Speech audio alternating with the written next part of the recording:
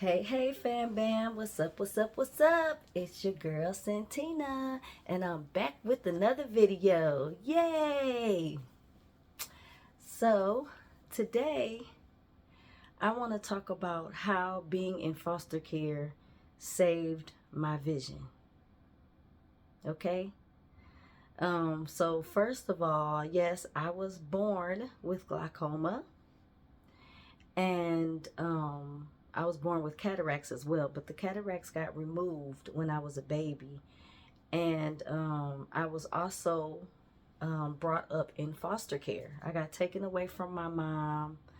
I believe I was around a year old, and I've been in foster care, different foster homes and things like that for my whole childhood, all the way up until adulthood. So my mom, she was on drugs and alcohol, right? Alcohol was a very, very big issue in her life and also in a lot of other family members' lives as well. Like, I still see it going on today. Like, my family, when they get together, they love to drink and play cards and play music. And you know what I'm saying? There's families out there that are like that. Um, and my biological family is one of them. I'm sorry, I got to turn my alerts off because now all of a sudden when I get on, my phone wants to start making noise. All right, so, but yes, I noticed this about my family when I got older. I really got to meet my family. Of course, being brought up in foster care, I have other sisters and another brother that was in foster care with me. But, you know, somewhere down the line, we ended up getting split up. Well, everyone except for me and my brother, we were together. We've been together through pretty much our whole lives, you know, our whole childhood. But I'm going to get into that story. I'm going to do a story time about growing up in foster care.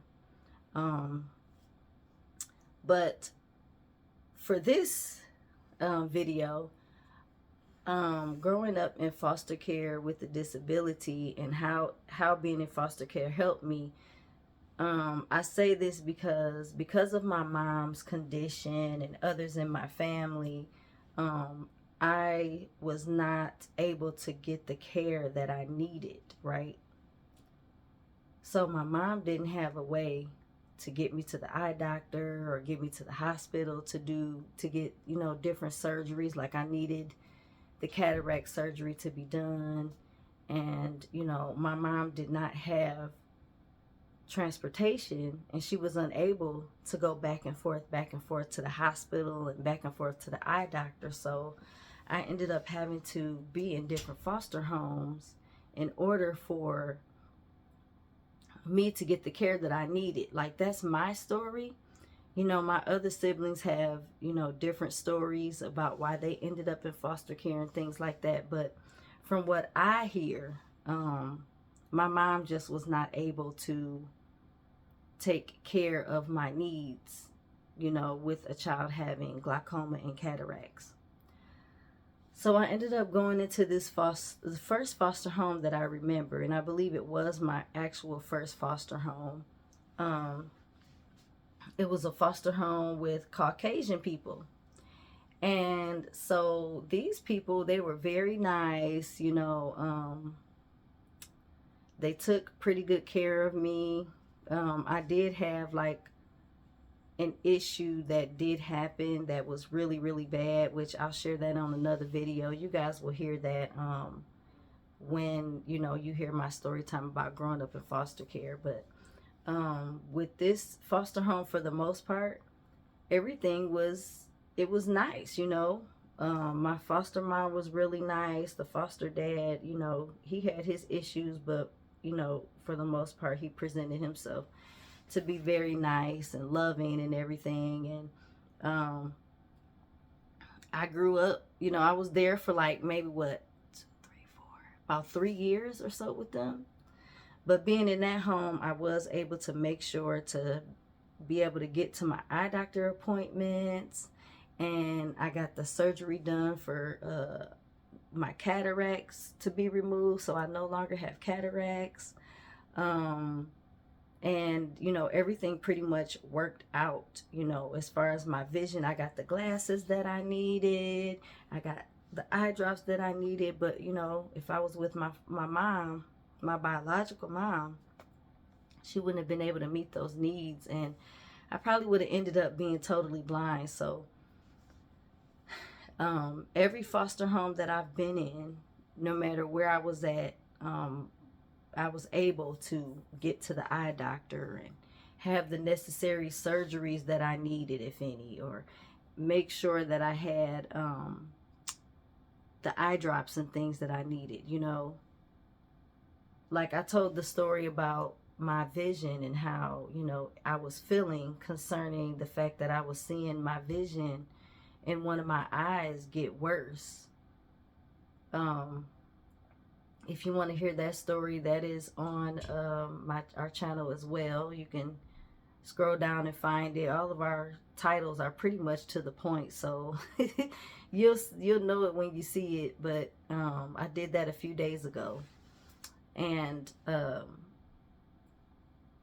pretty much I was basically able to thrive as a visually impaired person. Like the schools that I went to, they had programs for visually impaired and children with disabilities. I was able to go to camps for legally blind and blind children. Like I was able to be a part of the blind community. And I know if I was living with my biological family, I wouldn't have had these opportunities because they didn't know and they weren't in the position to be able to make those things happen for me. I had teachers that helped push me. Now, even being in foster homes, it was tough because I went through a lot of things that other children go through that, no child should have to experience in foster care or in their biological home. But yes, I experienced some things that no child should have to experience. But concerning having things together for being visually impaired, I had all the resources. I was able to learn Braille when I was in first and second grade. They because I have glaucoma, and if you know about glaucoma, eventually you're supposed to lose your sight, right? So they were trying to prepare me just in case I lost my sight. And if I lost my sight, I would have some form of Braille, that I knew. So I was able to learn Braille. I had orientation and mobility. I had very good teachers that were there to help me and, to help me thrive and to help push me towards, being independent. I had all the glasses that I needed. I had large print books that I needed. I just really was able to thrive in spite of being legally blind. And some people don't have that opportunity. Some people don't. Some people's parents don't really take advantage of finding resources and things for their children so that they can succeed in life. And that would have been me if I ended up staying in my biological home. That would have been me. I mean, I would have had my cousins and my siblings and things like that, but I wouldn't have had like the blind community. I wouldn't have been able to make blind friends. I would have been going to school trying to figure out how to do things because I can't see that well. So that's why I say being in foster care really saved me. It really saved me being a legally blind child or legally blind person, because I was a part of those things, I'm able to thrive today. And I know I keep saying thrive because it literally is. It was a big deal for me to be able to do things for myself, to be able to do things with others. I grew up being bullied in school, but thankfully I had a blind community. I had a community of friends who were like me, and I was able to be myself. It was okay that I couldn't see things. It was okay that, you know, sometimes I had to feel around to find something. It was okay if I had to hold something close to my face in order to read it. It was okay, you know. So I'm very thankful for having that, you know, upbringing as far as, you know, being geared towards my visual impairment. I was able to be a part of the School for the Blind, you know, in Michigan. I enjoyed that. That was like really my safe place, you know, because I was in a whole place with a bunch of other blind children, and I made friends. You know, I made lifelong friends. Even people that went there, I still have contact with them today, and we're in our 40s now, you know.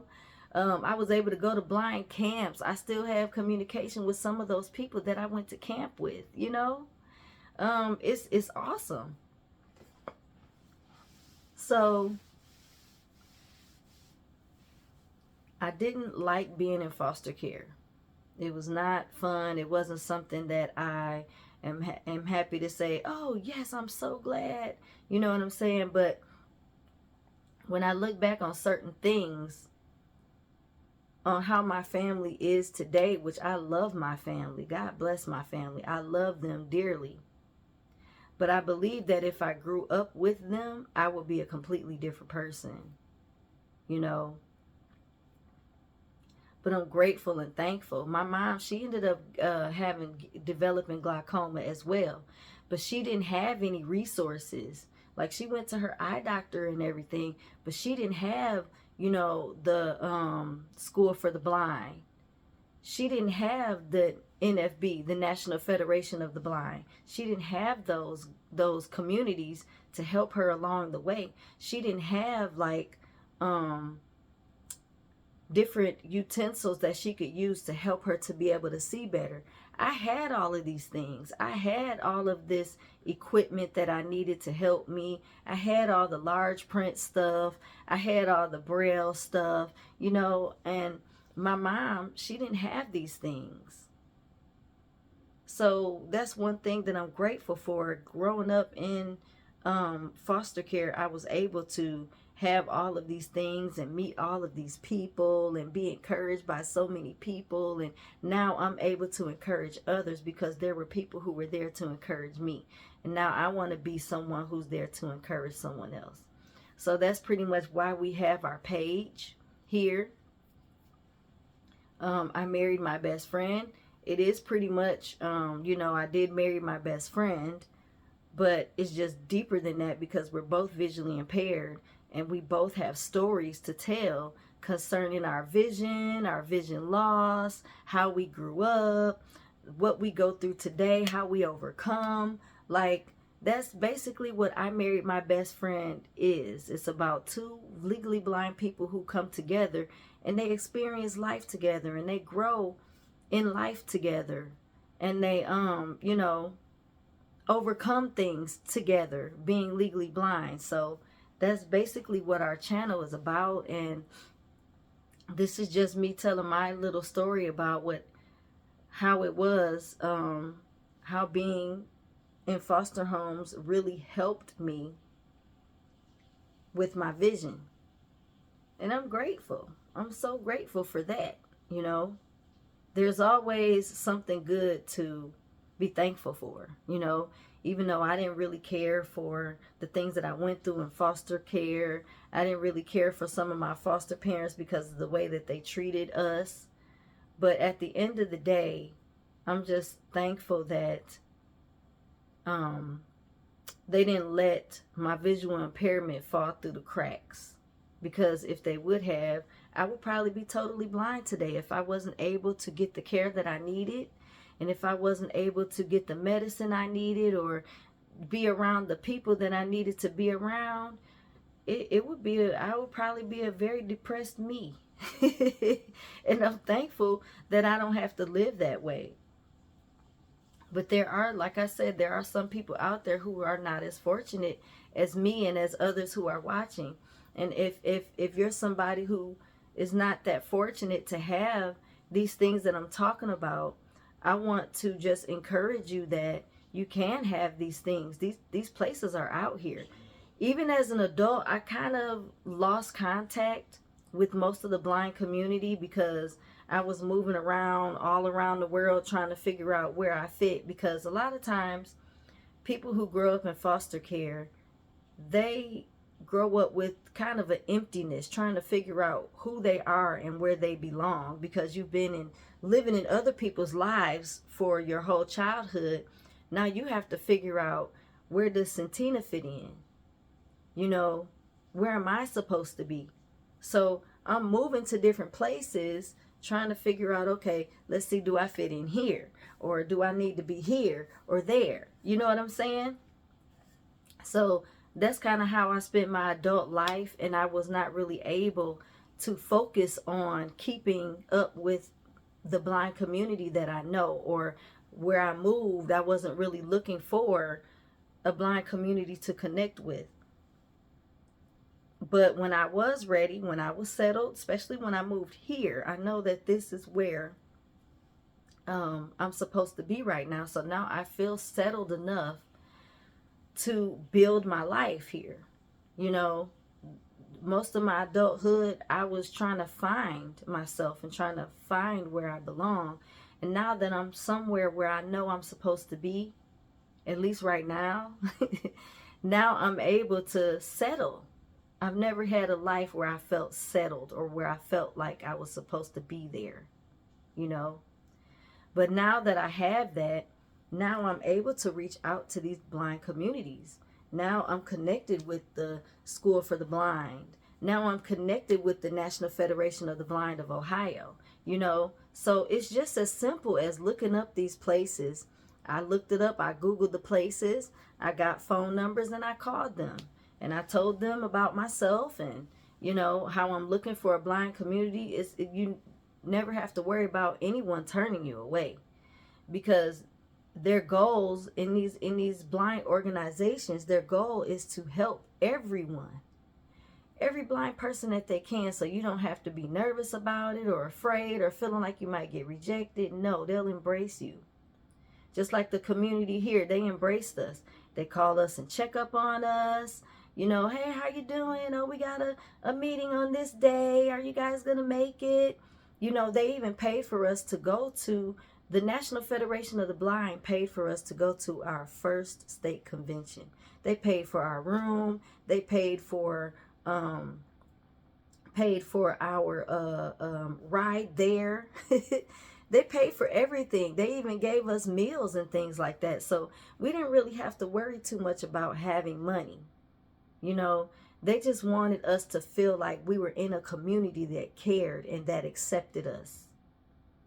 So I love the NFB. I'm so grateful for our president, President Richard Payne. He's the president of the Ohio NFB. He's a great guy. Any way he can help you, he will. You know, I can always reach out to him, and if he doesn't answer, he's definitely going to call back. Like, I appreciate this community, and we're trying to get more involved so that we can be a part of more things with the NFB, because there's a lot of things that the NFB offers. And, you know, my husband and I, we just got to really start, you know, getting into it, you know, so. But the NFB has hooked me up with a lot of stuff in my lifetime. So I encourage you to, you know, get hooked up, get linked in with the blind community. You'll really feel good about it. You really will. Everybody, most people are very inviting and, you know, helpful, and it's amazing. I love the atmosphere when everybody comes together. It's beautiful. I truly enjoyed myself at the state convention, and I can't wait until we're able to go to the national convention later on this year. So that's going to be exciting. So, and even if you are a parent of a blind child, hook them up with the School for the Blind. Hook them up with the NFB. The NFB is for everybody. Children, adults, everybody. Parents of blind children. Yeah. There are things out there that will help these children. We as parents, or you as parents, just have to get up, go out and do the research. And then here on YouTube, on our channel, on YouTube as well as Facebook, we have a community here. If you have any questions, feel free to put in the comment section whatever your question is. And I'm sure somebody, either I or my husband or someone else in the community, will be happy to answer your question if you need any information. We got a lot of visually impaired and blind people here in our community. And if they see your question or whatever you put in the comment section, I'm sure anybody would be happy. If they have the answer, they'll be happy to help you. So this is a community where we help each other, where we encourage each other, where we teach each other. You know what I'm saying? Where we just look out for each other. And that's the community that we are building here. So if you have not subscribed already, and this is something that you are interested in, we encourage you to subscribe, and we would love for you to be a part of our family. And we love each and every one of you guys. We're so grateful and thankful for all the encouragement. You know, people encourage us as well. When our subscribers get in them comments and they encourage us how much they like the videos and how it's encouraged them and how they appreciate the information, it just makes us want to do more and keep going. So we appreciate your guys' encouragement as well, just like you guys appreciate ours. I'm thankful of what we're building here. So please, if you have not subscribed, please go ahead and hit that subscribe button so we can welcome you to the fam, okay? And if you're watching from Facebook, make sure you follow and like and share and comment. We do respond to every comment. If we see it, we're going to respond to it. And if it's not right away, trust and believe. We're going to check. And when we see it, we're going to respond. So you're not here alone. Don't feel like, oh, if I comment, they're not going to see it or they're not going to say anything back. Yes, we will. This is a community here. It's not just about us. It's about you. It's about all of us. So if you say something to us, we're going to say something back. We're going to get to know each other. You know, we're going to help each other. This is what we do, right? All right. So I love you guys. I hope that this information was helpful. Thank you so much for hearing my story out about, you know, being blind or visually and legally blind and being in the blind community and foster care. Some people can relate to this. I met a lot of foster kids that were blind as well. So holler at me in the comments, guys. Let us know what's up. We'll respond, okay? So thank you so much. I love you, fam bam. God bless you. I pray that you have a blessed and prosperous day. And we will see you on the next video. All right? See ya. Bye.